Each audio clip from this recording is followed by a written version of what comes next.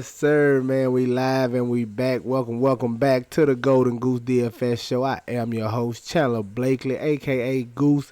Here today, bringing you another edition of the starting five for DraftKings and FanDuel. Alright, but before we get into it, y'all already know. Got my lineup review pulled up for y'all, going over my best lineup from yesterday's slate. Just get into the breakdown and how we tried to attack it. Alright.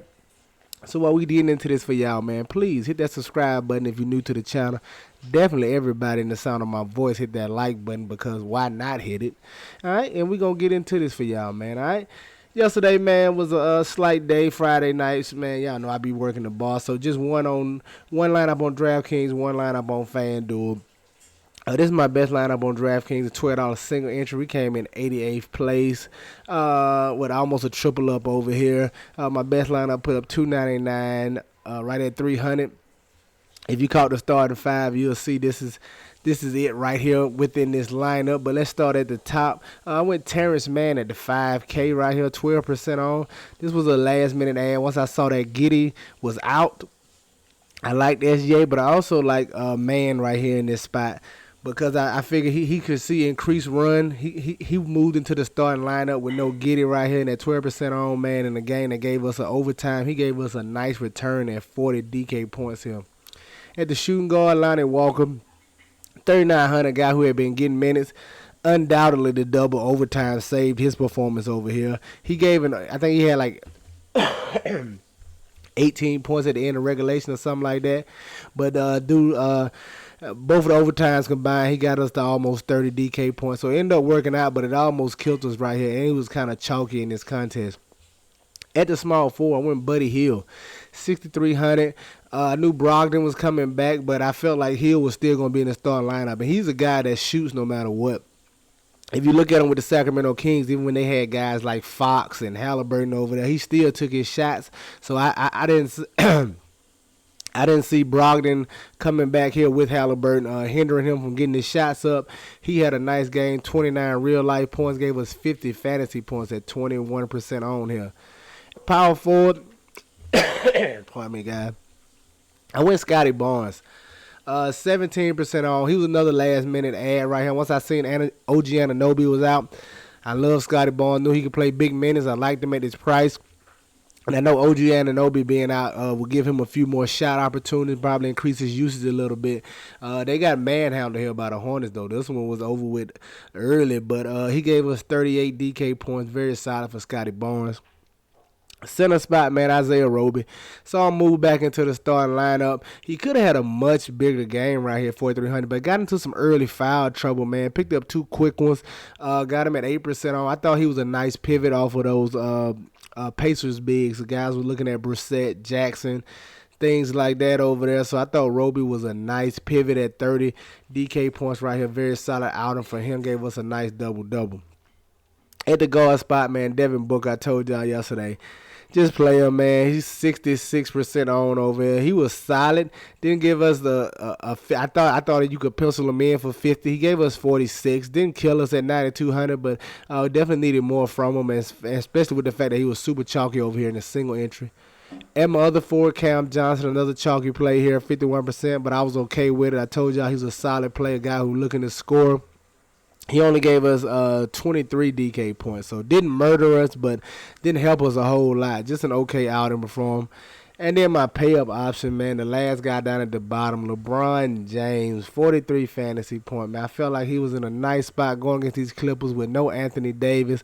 I thought he could kind of shoulder the load for this Lakers team and probably push a triple-double in this spot and lead him to a victory. Didn't work out, man. He got the double-double. He just didn't have very many assists going on as they lost by 3 to the Clippers. So there you have it, man. My best lineup on DK.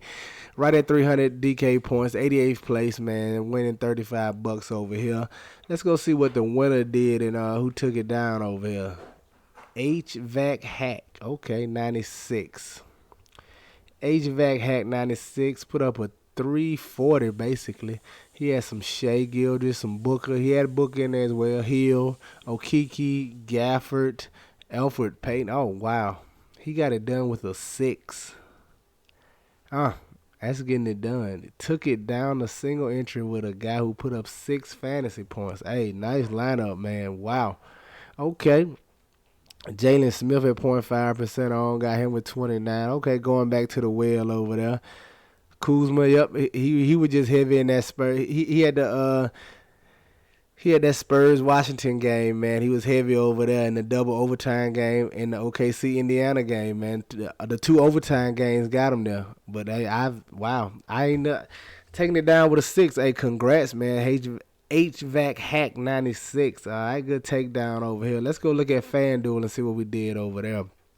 FanDuel, this was I just did the no single entry over here. I did the $7 100K to first. It was a big GPP. I tried to do one shot, one kill over here. Finished like 8 points outside of the money. We put up like 311. I think the cash line was 319 over here, if I'm not mistaken.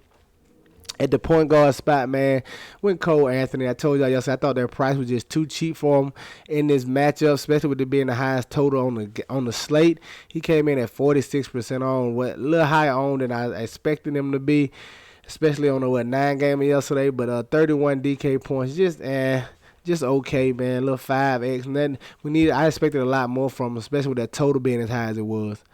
Coming in my other point guard, I got some SGA over here. I definitely got SGA in over here. He came in at 24% on, man. Gave us 61 FanDuel points. Nice out him as the Thunder picked up a win in OT. At the shooting guard, Malik Monk, man, was kind of like my low-on sneaky value play right here going against these Clippers. Like I told y'all yesterday, if you saw the video, I thought he could be leaned on as the number 2 scorer with no AD out there. Didn't quite work out for us. He only had 7 points, 6 assists, 2 boards, only 18 FanDuel points at 8% on. At the shooting guard, stay with Devin Booker. No explanation needed. 47% on, 46 DK points. Stay with Cam Johnson. Same thing, man. He gave us 23 FanDuel points over here. Small forward, man. I went Gary Trent. He hurt me right here. Just another guy I thought could see increased usage with no OG Anunoby, a few more shots. He just laid a stinker, man. As like I said, the Toronto got handled pretty easily there. Only 19 FanDuel points out of Gary Trent Jr. Coming in my power forward, I definitely got some Kyle Kuzma. If you saw the video yesterday, I told you I loved him at that price tag. And the fact that the game with the double overtime for sure didn't hurt, man. 64 points from Kyle Kuzma at 30% on. We'll take that all day. Power forward Christian Wood, man. Failed me right here in this spot. Like I said, with this game being the highest total game on the slate, I thought we could see some up and down, back and forth. Thought Christian Wood would have a heavier hand in that, but he did not. Only 13% on. He gave us 32 FanDuel points in this spot, all right? And then rounding out the center, man, Mo Bamba. Took a stab at him right here for 4,500. Thought he could be in the lineup, especially with the Rockets running Sengun and Wood over there. Thought he'd get a chance to stay on the floor. Thought he had a good chance at a double-double. Did not work out, man. Only 16 fantasy points for Mo Bamba here in this spot, all right? So there you have it, man. My best lineup on FanDuel. Now, let's go take a look at the winning lineup over here and see what they did. Yadameen, 831. Okay. Put up 422. Yadameen, I like the name here. 422. He had Neto. Nice play at 4% on, 42. Shea, of course, Terry Rozier, Donovan Mitchell, Scotty Barnes, Keldon Johnson, Okeke. That Okeke play was nice, man.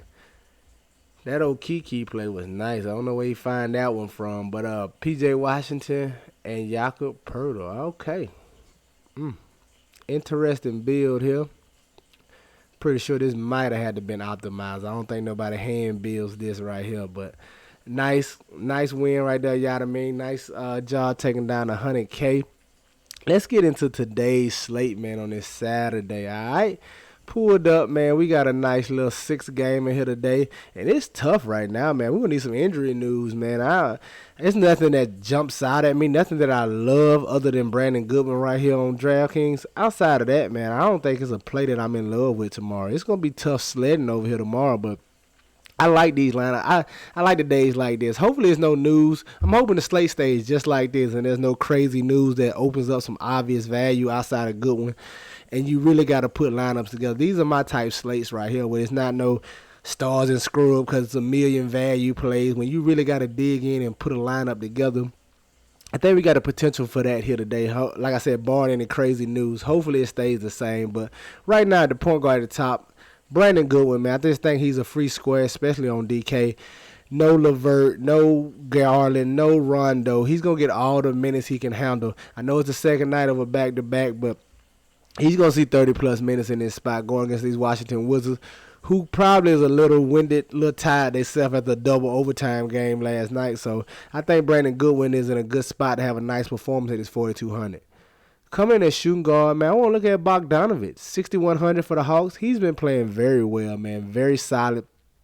6,100 in the matchup against the Raptors. He should see 30 minutes in this spot, man. He does a little bit of everything, man. He's really shaping up to be the number 2 option behind Trae Young over here in Atlanta, especially with John Collins being out. So I like getting Bogdanovich at 6,100.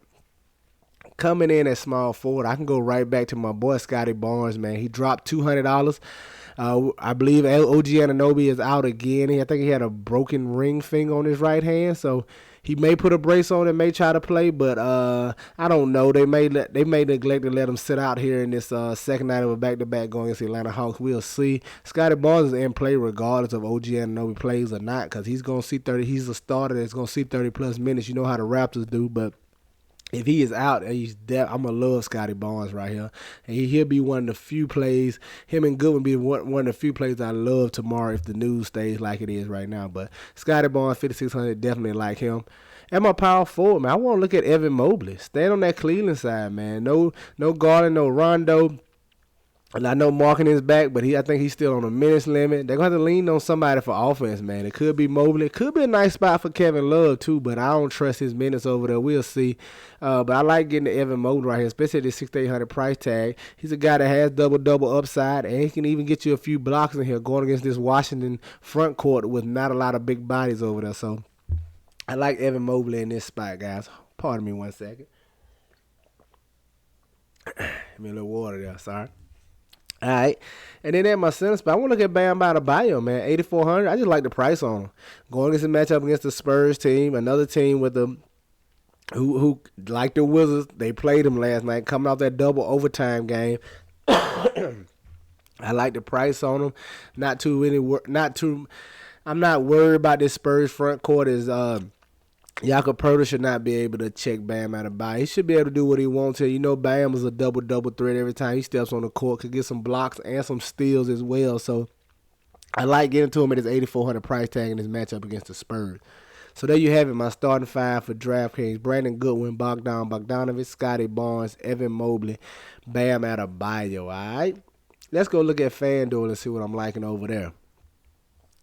Coming in on FanDuel, man, Brandon Goodwin at the top, 5,400. He's priced up over here, but I think you can stay with him in this spot, man. He's like I said, he should get 30-plus minutes here. There's no reason he's not the primary ball handler, getting the offense going, so a lot of assist opportunities, a lot of usage for him in this spot going against these Wizards. And even though he's priced up, I think he's still one of the better plays on FanDuel at the point guard position. Come in shooting guard. I want to look at Will Barton, 5,800, man. Going against this pace-up matchup against the Sacramento Kings. You know what you get from Will Barton, man. He should be in line for 30 to 35 minutes, man. He's a solid contributor. He's going to slow roll you. He's not going to jump out and give you 30 fantasy points in the first half, and you be like, oh, man, I got a big one from him. He's just going to kind of slow roll it, and you look up at the end of the night, he got 35, 36 fantasy points, and that could be very solid for you here on this tough sixth game that we got on today's slate right now. I like Will Barton in this matchup against the Kings. Small forward, staying with Scotty Barnes, 5,900. Still think he's a little underpriced over here, especially if OG is Anunoby is out. So I'm going to like getting the Scotty Barnes across both sites, all right? Power forward, I want to look at Jared Allen. It's kind of flip-flop. As you see on DK, Mobley's a cheaper one, Allen's more expensive, and over here on FanDuel, Mobley's more expensive and Allen's the cheaper one. So I don't mind getting the Jared Allen right here, 6,800, taking advantage of that dual position eligibility he has on FanDuel. Like I said, going against the Washington front court who doesn't have a true dominant center down there, Jared Allen could absolutely clean up on the glass tonight, man. He could have a big night on the boards. I hope he throws in some few blocks over here, so I like getting the Jared Allen at 6,800. And then at my center, man, I want to look back at Clint Capella, 6,500. Going against the Toronto Raptors. We saw him approach 30 minutes last game. He should be able to approach that here in this matchup, especially with no John Collins. He's definitely a double-double threat, man. He doesn't score the ball much. You're going to need some putbacks from him. But he's definitely going to hit the glass and be able to give you a few blocks in here. So I like getting the Clint Capella at 6,500. So there you have it, my starting five on FanDuel. Brandon Goodwin, Will Barton, Scotty Barnes, Jared Allen, and Clint Capella. Get you some exposure to these guys. Get them in your player pool. You know I'm going to have them in mind, man. That's going to do it for us here today, man. Another midday drop for y'all. Y'all know the motto, man. Chances make champions. Y'all green up. I'll see y'all tomorrow, all right? Let's go.